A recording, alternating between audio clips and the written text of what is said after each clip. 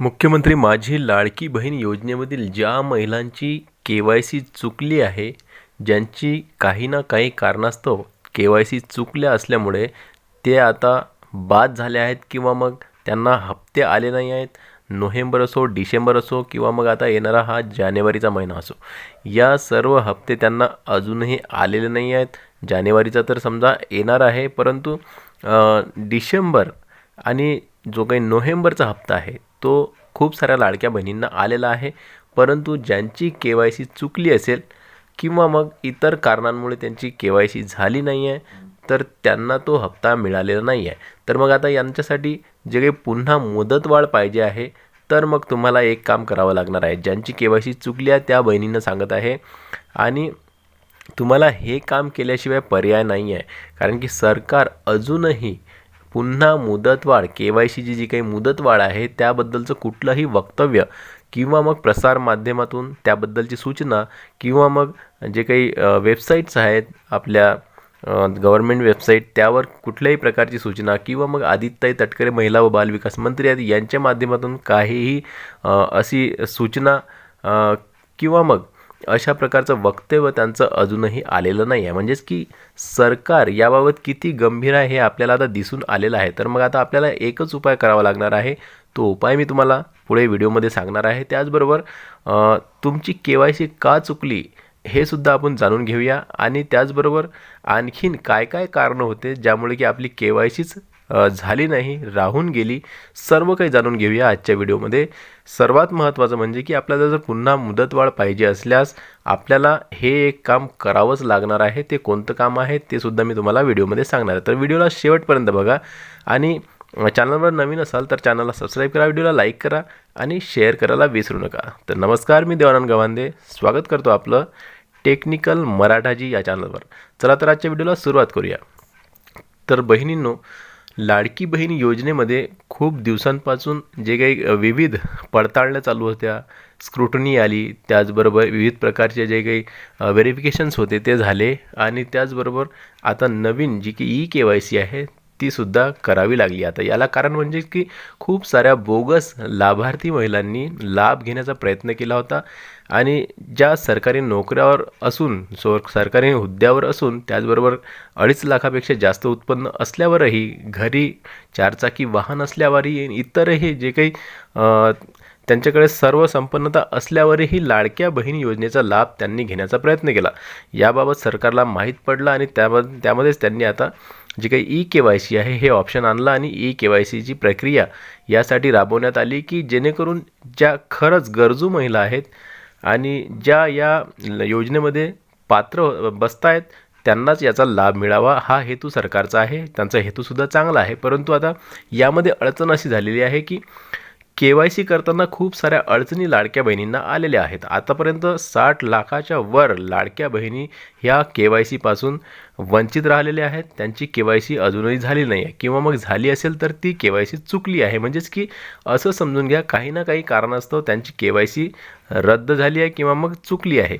तर अशा प्रकारे या 60 लाख महिलांना नोव्हेंबरचा हप्तासुद्धा मिळालेला नाही आहे किंवा मग डिसेंबरचा सुद्धा हप्ता मिळालेला नाही आहे. म्हणजेच की आता जोपर्यंत त्यांची के-वाय-सी क्लिअर होत नाही, जोपर्यंत त्या पात्र होत नाहीत तोपर्यंत त्यांना जे हप्ते आहेत ते मिळणार नाही आहेत. मग आता याला किती उशीर लागणार हे सांगता येणार नाही, परंतु तरीही असं वाटत आहे, मला पर्सनली वैयक्तिक असं वाटत आहे की या 8-15 दिवसात मुदतवाढीबद्दल सरकारकडून काहीतरी आपल्याला मेसेज किंवा सूचना येतील असं मला खात्रीशीर वाटत आहे.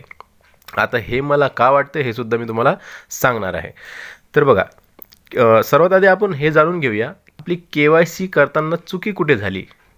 सरकारची चुकी होती का, शासनाची चुकी होती का, किंवा मग लाडक्या बहिणींची चुकी होती, हेच आपण सध्या बघून घेऊया आणि नंतर मी तुम्हाला मुदतवाढीबद्दल सुद्धा सांगणार आहे. तर बघा, ज्या काही लाडक्या बहिणींनी के-वाय-सी केली तर के-वाय-सी करताना त्यांना जे काही वेबसाईट आहे लाडक्या बहीण योजनेचं, त्या वेबसाईटवर त्यांना 2 ऑप्शन देण्यात आले होते आधी आणि त्या ऑप्शनच्यानुसार त्यांना के-वाय-सीमध्ये सर्व काही डिटेलमध्ये सांगावं लागणार होतं. आता अशा प्रकारचा हा जो सरफेस तुम्हाला दिसत आहे स्क्रीनवर, अशा प्रकारचा लाडकी बहीण योजनेचा जो काही के-वाय-सीचा फॉर्म होता तो इथं दिसत होता आणि यामध्ये तुम्हाला बघा, सर्वात आधी तुमचं नाव, तुमचं आधार कार्ड नंबर टाकायचं होतं, तुमच्या वडिलांचं किंवा तुमच्या पतीचं नाव, त्यांचा आधार क्रमांक टाकायचा होता, त्यानंतर जात प्रवर्गसुद्धा निवडायची होती आणि त्याखाली 2 महत्त्वाचे प्रश्न त्यांनी विचारलेले होते. आता या प्रश्नांचं उत्तर तुम्हाला व्यवस्थितरित्या द्यायचं होतं. पहिले प्रश्नच समजून घ्यायचा होता, कारण की त्यांनी जो प्रश्न लिहिला होता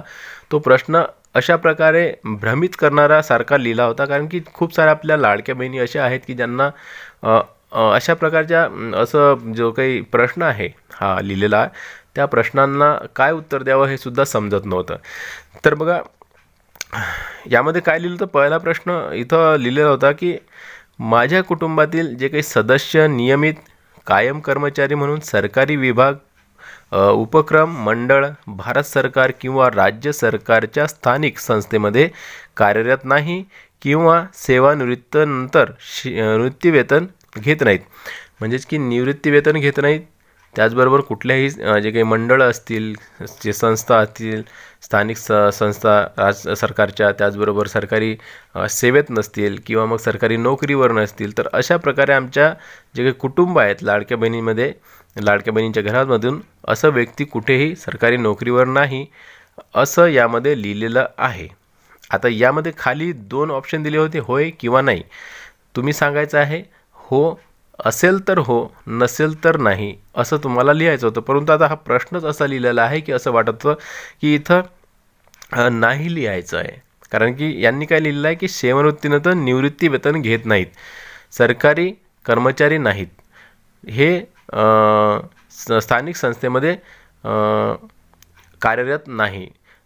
तर कार्यरत नाही तर आपल्याला काय लिहावं लागेल, होय. कार्यरत नाही म्हणजे होय लिहावं लागेल. पण आपण काय लिहिलं की कार्यरत नाही म्हणजे नाहीच लिहावं लागेल असं वाटत होतं, म्हणून नाही, कार्यरत नाही नाही. तर अशा प्रकारचा घोळ लाडक्या बहिणींचा झालेला असल्यामुळे खूप साऱ्या लाडक्या बहिणींनी इथं नाही लिहिलेलं होतं आणि त्याचमुळे त्यांची KYC चुकली होती. इथं लिहायचं होतं होय. होय, आमच्या कुटुंबातील कोणताही सदस्य सरकारी नोकरीवर नाही, असं त्याचं उत्तर होतं. म्हणजेच की होय या ठिकाणी लिहायचं होतं. चला, हा झाला पहिल्या प्रश्नाचं उत्तर. दुसऱ्या प्रश्नामध्ये बघा, सेम त्याच कंडिशनमध्ये हा जो प्रश्न इथं लिहिलेला आहे, म्हणजेच की ऑप्शन इथं दिलेला आहे त्यांनी लाडकी बहीण योजनेमध्ये. दुसऱ्या क्रमांकावर जो काही मुद्दा आहे किंवा ऑप्शन आहे, हे बघा काय लिहिलेलं आहे. माझ्या कुटुंबातील केवळ एक विवाहित व एक अविवाहित महिला योजनेचा लाभ घेत आहे. बघा, माझ्या कुटुंबातील केवळ एक विवाहित व एक अविवाहित महिला योजनेचा लाभ घेत आहे. आता यामध्ये सुद्धा होयच लिहायचं होतं, तरी काही बहिणींनी यामध्ये नाही लिहिलं आणि त्यामुळेच त्यांची KYC चुकली आहे. आणि त्यानंतर खाली इथं जे बॉक्स दिसतो छोटासा, यामध्ये टिक करून तुम्हाला इथं सबमिट करावं लागत होतं. परंतु आता तुमचा जो काही घोळ झाला, आता तुम्ही स्वतःहून मोबाईलहून केलं असेल किंवा मग CSC केंद्रावरून केलं असेल, सेतू केंद्रावरून केलं असेल, इंटरनेटवरून केलं असेल, जे काही नेट कॅफे असते तिथून, किंवा मग आपल्या ओळखीच्या कोणी व्यक्ती जवळून करून घेतलं असेल, किंवा मग इतर कोणीही जे शिक्षित व्यक्ती आहे त्यांच्याकडून करून घेतलं असेल, तर त्यांनासुद्धा हा प्रश्न यांचे उत्तर काय लिहा हे समजलं नसेल, किंवा मग तुम्ही व्हिडिओज बघितले असाल इतर चॅनलवर आणि त्यांच्या माध्यमातून चुकीची माहिती दिल्यामुळे तुम्हीसुद्धा ते चुकीने तिथं नाही केलं, नाही ऑप्शन निवडला आणि त्यामुळेच तुमची KYC चुकली. म्हणजे अशा प्रकारे काही ना काही कारणास्तव तुमची ही जी काही KYC आहे ही KYC चुकली होती.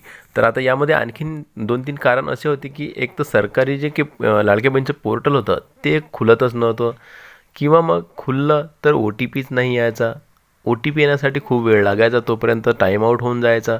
म्हणजे अशा प्रकारची कारणंसुद्धा त्या ठिकाणी घडलेली होती आणि म्हणून लाडक्या बहिणींची KYC सुद्धा त्या ठिकाणी झालेली नाही आहे. काहींची झाली तर ती चुकल्या आणि काहींची झालीच नाही, कारण की त्यांना जे काही वेबसाईट आहे लाडक्या बहिणींची ते वेबसाईट व्यवस्थित चालतच नव्हती. तर अशा प्रकारे चुका या ठिकाणी झाल्या आणि म्हणूनच KYC लाडक्या बहिणींची चुकली आहे. तर मग आता बघूया की यामध्ये मग आता करता काय येणार, आपल्याला पुन्हा मुदतवाढ मिळणार आहे का? मग मुदतवाढ करण्यासाठी आपल्याला काय करावं लागेल, तर बघा, तुम्हाला जर पुन्हा मुदतवाढ पाहिजे असेल तर मग तुम्हाला एक काम करावं लागणार आहे.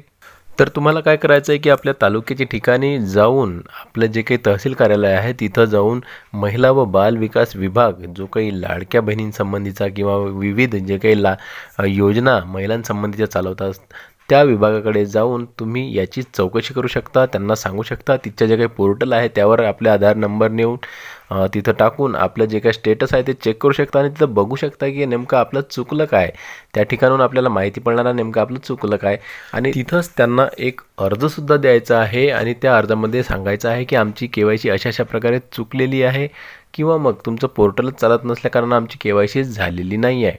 आणि पूर्ण जे काही 31 डिसेंबरचा जो काही दिवस होता तो सुद्धा निघून गेल्यानंतर आपलं KYC तुमचं पोर्टल न खुलल्यामुळे किंवा तुमचं जे काही OTP व्यवस्थित न आल्यामुळे खूप साऱ्या अडचणी आम्हाला आल्यामुळे आमची KYC होऊ शकली नाही आणि म्हणूनच आम्हाला पुन्हा मुदतवाढ देण्यात यावी, आमचं KYC करण्यासाठी आम्हाला पुन्हा ऑप्शन देण्यात यावं, अशा प्रकारचं त्या अर्जामध्ये लिहायचं आहे. आणि सर्वच लाडक्या बहिणींनी हे अर्ज तिथं दाखल करायचे आहेत. तुमच्या जो काही अर्ज आहे त्या अर्जाची दखल सरकारला घ्यावीच लागणार आहे. प्रत्येक तालुक्यातून प्रत्येक जिल्ह्यातून जर अशा प्रकारे खूप सारे अर्ज जर 60 लाख महिलांचे जर अर्ज त्यांच्याकडे पोहोचले तर नक्कीच त्यावर ते उपाययोजना करतील. कारण की त्यांनासुद्धा समजणार आहे की लाडक्या बहिणींना आता याची खूप गरज आहे. कारण की ह्या पात्र महिला असल्यावर त्यांची KYC न झाल्यामुळे त्या बाद करण्यात आलेल्या आहेत, म्हणजेच की त्यांना हप्ते मिळत नाही आहेत, हे सरकारला समजणार आहे. तर त्यामुळे काय आहे की तुम्हाला एक अर्ज तिथं द्यायचा आहे. आणि तुम्ही जर जिल्ह्याच्या ठिकाणी जायचं म्हणाल तर जिल्ह्याच्या ठिकाणी जे काही बालविकास कार्यालय असते तिथं जाऊनसुद्धा तुम्ही हा अर्ज देऊ शकता.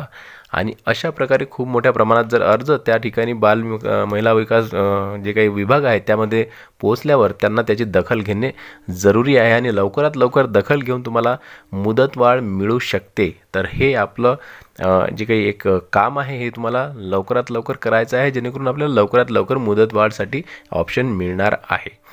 तर अशा प्रकारे तुम्हाला मुदतवाढ तुमची KYC करण्यासाठी मिळू शकते. तसं जर या 8-15 दिवसात असं वाटत आहे की सरकारकडून काही ना काही सूचना माहिती मिळणार आहे, तर जशी काही माहिती मिळणार मुदतवाढीबद्दल तसं आपल्या चॅनलवर सर्वात आधी तुम्हाला पाहायला मिळणार आहे. तर चॅनलला नक्की सबस्क्राईब करून ठेवा. व्हिडिओ आवडल्यास लाईक करा. व्हिडिओ पुन्हा नवीन एका व्हिडिओ